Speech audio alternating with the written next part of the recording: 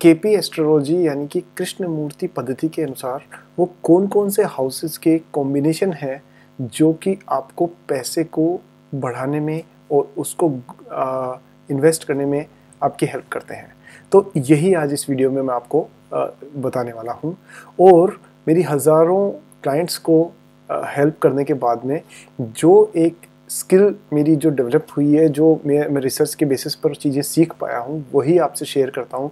तो मेरे चैनल पे आपको हमेशा ऑथेंटिक, लॉजिकल, रीजनिंग बेस्ड और साइंटिफिकली डिफाइंड एस्ट्रोलॉजी की नॉलेज मिलेगी। तो दोस्तों, इसके लिए अगर आप चाहते हैं कि क्वालिटी कंटेंट आपको मिले तो इस चैनल को सब्सक्राइब कीजिए और बेल आइकन को ऑन कर दिए।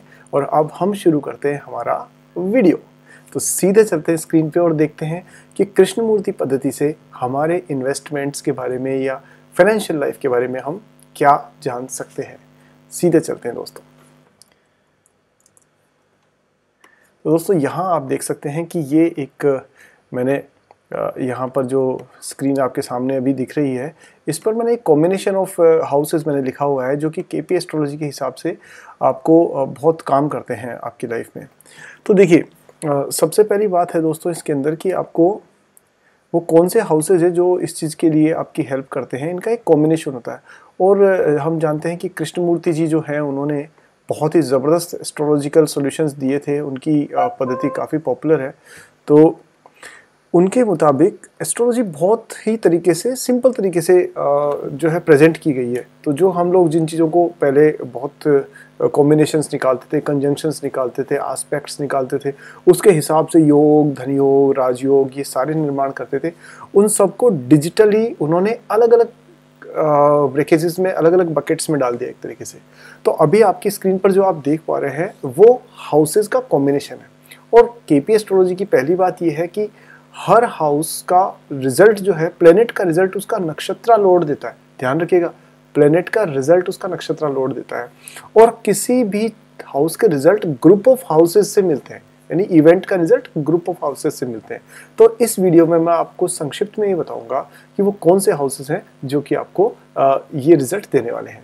तो पहली चीज देखिए, जो धन स्थान है जिससे पूरा आपकी फाइनेंशियल हेल्थ को देखा जाता है, वो है हाउस नंबर 2। तो कुंडली में जो घर होता है हाउस नंबर 2, जैसे मान लीजिए मैं आपको एक कुंडली, ये एग्जांपल के तौर पे अगर यहाँ देखें तो इस कुंडली में आप देखेंगे कि जो हाउस नंबर 2 है वो है ये वाला। तो यहाँ पर आप देखेंगे पाइसियस यानी मीन राशि है और राहु और शनि इसमें बैठे हुए हैं। लेकिन मैं आपको सिर्फ ये बताना चाह रहा हूँ कि ये जो घर है ना, आप अपनी कुंडली में अगर देखेंगे तो ये जो घर है, इस घर का आपको फाइनेंशियल लाइफ से सीधा कनेक्शन मिलेगा। अब हाउस नंबर 2 के विद रिस्पेक्ट हम देखेंगे कि कौन कौन से हाउसेस से हमें रिजल्ट्स मिलने वाले हैं। तो पहली बात ये कि अगर किसी पर्सन का हमें फाइनेंशियल स्टेटस देखना हो कि उसकी ज़िंदगी में फाइनेंस कैसा रहने वाला है, वो गरीब रहेगा, मध्यम वर्गीय रहेगा, अमीर रहेगा, बहुत सारा पैसे वाला होगा, तो उसके लिए पहला प्राइमरी हाउस तो हमेशा रहेगा हाउस नंबर 2। लेकिन कौन कौन से हाउस उसको सपोर्ट करेंगे, तो इसमें है दोस्तों हाउस नंबर 2, हाउस नंबर 6 और हाउस नंबर 11। हाउस नंबर 6 क्यों? क्योंकि हाउस नंबर 6 आपको ये बताता है कि ये व्यक्ति कैसी सर्विसेज देगा जिसके बदले में इसको पैसा मिलेगा। और हाउस नंबर 11 ये दिखाता है कि इसकी ज़िंदगी में गेन्स यानी कि इनकम, यानी कि आय किस प्रकार से रहने वाली है। तो इन तीनों घरों को देख करके और हम पता लगा सकते हैं कि इसका फाइनेंशियल स्टेटस कैसा रहेगा। अब इसको अभी जो मैंने आपको एग्जाम्पल दिखाया था उसमें एक बार जल्दी से देख भी लेते हैं, फिर आगे बढ़ते हैं। तो जैसे ये कोई कुंडली मैंने वैसे ही बना रखी है, या मतलब पड़ी है, तो एक बस आपको समझाने के लिए है, कोई काल्पनिक कुंडली है, ना मेरी है ना किसी और की है। आप कहोगे तो आपकी कुंडली से भी किसी वीडियो में कभी मैं आपको चीज़ें समझा दूंगा। तो देखिए, अभी यहाँ बात करते हैं हम कि कौन से हाउस का क्या सिग्निफिकेंस है। तो हम कह रहे थे 2, 6, 11 ये है फाइनेंशियल स्टेटस। तो हाउस नंबर 2 में जाते हैं। हाउस नंबर 2 जो है उसके अंदर उसका जो मालिक है वो कहाँ बैठा हुआ है। हाउस नंबर 2 का जो मालिक है वो है आपके जुपिटर। और जुपिटर कहाँ बैठा हुआ है? 7 में। तो हम इसके सामने लिख देंगे हाउस नंबर 7, यानी कि जुपिटर जो है वो हाउस नंबर 7 को रूल कर रहा है यहाँ पर। एक सेकेंड ना,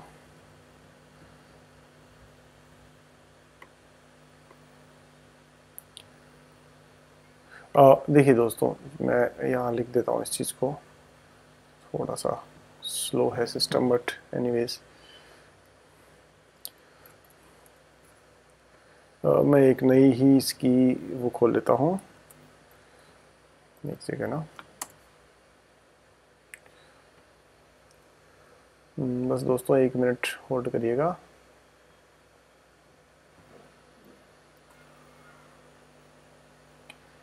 यहाँ देखिए, अब आप इस कुंडली में आप देखेंगे तो जो हाउस नंबर 2 है, हमने कहा कि फाइनेंशियल स्टेटस किस किस से देखेंगे हम। हाउस नंबर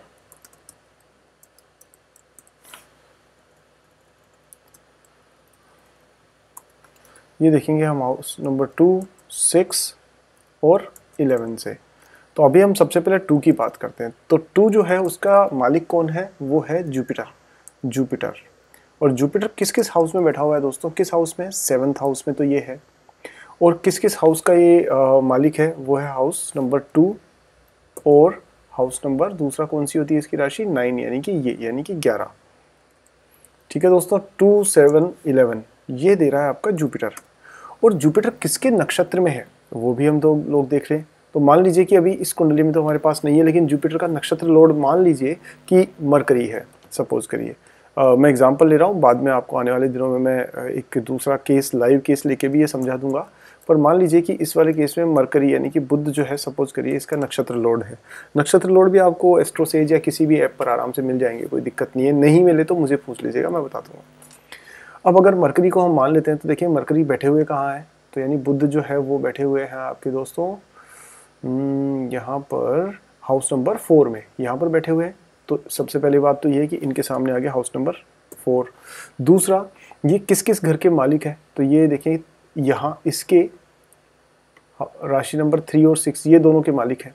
तो यानी कि हाउस नंबर 6 और हाउस नंबर 8 के, तो हाउस नंबर 6 और हाउस नंबर 8 के। और मान लीजिए कि इनके जो कस्पल सबलॉर्ड हैं वो सपोज करिए शनि है फॉर एग्जांपल। तो दोस्तों जब भी किसी कृष्णमूर्ति पद्धति कहती है कि हमें जब भी किसी चीज़ को देखना होता है तो 3 स्टेजेस में हमें समझ में आना चाहिए कि जो प्रॉमिस है वो कितना स्ट्रॉन्ग है और कैसे काम करेगा। तो पहला होता है प्लेनेट, जो कि एक तरह से सोर्स का काम करते हैं, जो कि एक माध्यम बनते हैं। फिर होता है नक्षत्र लॉर्ड, जो कि उस प्लेनेट के रिजल्ट डिलीवर करता है। और तीसरा होता है आपका उप नक्षत्र स्वामी यानी कि कस्पल सबलॉर्ड, जो ये बताता है कि रिजल्ट कैसा रहेगा, पॉजिटिव रहेगा, नेगेटिव रहेगा, अच्छा रहेगा, बुरा रहेगा।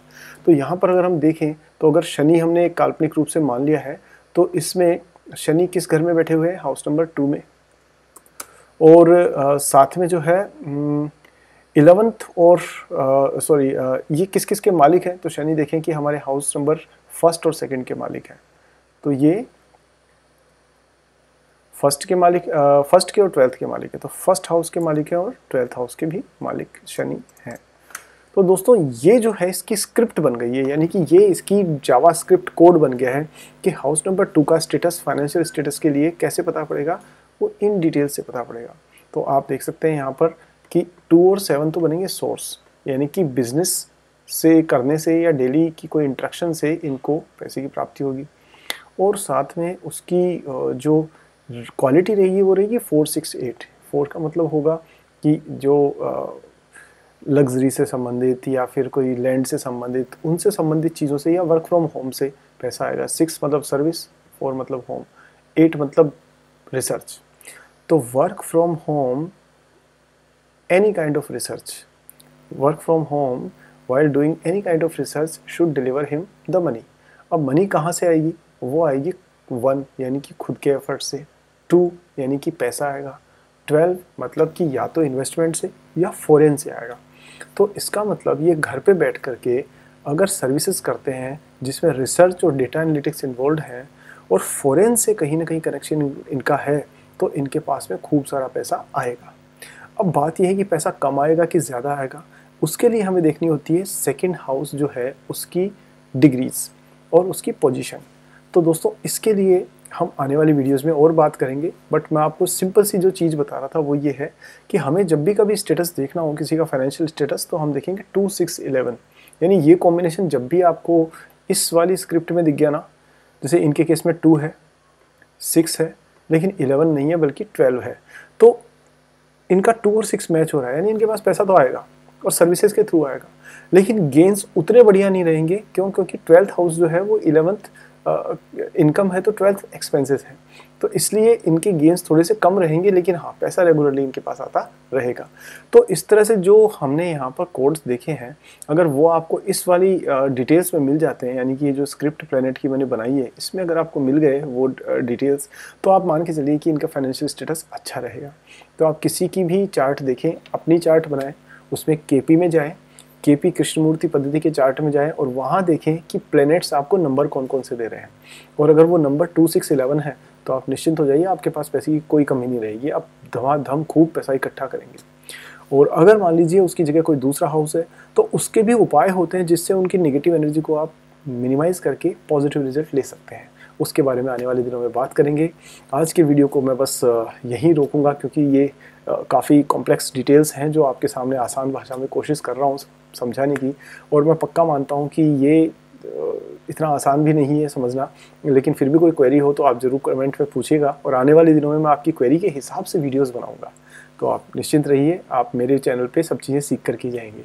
हाँ, दूसरा, आपको अगर डीपर अंडरस्टैंडिंग चाहिए इस चीज़ की कि आप फाइनेंशियल एस्ट्रोलॉजी को ढंग से अच्छे से समझना चाहते हैं, तो मैंने डिस्क्रिप्शन के अंदर अपनी जो वेबसाइट है उस पर एक कोर्स जो है उसकी मैंने लिंक दे दी है। आप डायरेक्टली कोर्स वहाँ से लेकर के उससे पूरी डिटेल्स में सब चीज़ें समझ सकते हैं।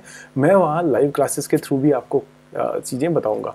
और अगर आपकी कोई फाइनेंशियल आप कंसल्टेंसी चाहते हैं तो भी इस पे लिंक है, मेरी साइट पर आप जाएगा तो वहाँ जा करके आपको पेड सर्विसेज का लिंक भी मिल जाएगा। तो आसान है दोस्तों, कोई तकलीफ वाली बात नहीं है। एस्ट्रोलॉजी कोई झाड़ फानूस या कोई अंधविश्वास नहीं है, बल्कि एक पूरी तरह से साइंटिफिक और लॉजिकल और रीजनिंग बेस्ड हमारी वैदिक नॉलेज है, जिसको कि दोबारा से रिवाइव करने की बहुत ज़रूरत है। तो दोस्तों, आज की वीडियो में बस यहीं रुकते हैं। इस चैनल को अगर आपने सब्सक्राइब नहीं किया है तो चैनल को सब्सक्राइब कीजिए और बेल आइकन को ऑन कर दिए, ताकि मेरी नेक्स्ट वीडियो आपको जल्दी ही मिल जाए। साथ ही आप व्हाट्सएप, फेसबुक और बाकी माध्यमों से इस वीडियो को अधिक से अधिक लोगों को शेयर करिए, क्योंकि आलतू फालतू के हंसी मजाक की videos, good morning, good afternoon, तो हर कोई भेजता है, लेकिन अगर आपने ये कंटेंट भेजा तो कहीं ना कहीं किसी न किसी व्यक्ति की इससे मदद हो सकती है और उसका पुण्य आप ही को मिलेगा। तो दोस्तों, देर मत करिए, इसको ज़्यादा से ज़्यादा लोगों तक शेयर करिए, और अगले वीडियो में ऐसी ही काम की जानकारियों के साथ फिर मिलते हैं। तब तक स्वस्थ रहिए, व्यस्त रहिए और मस्त रहिए। नमस्कार।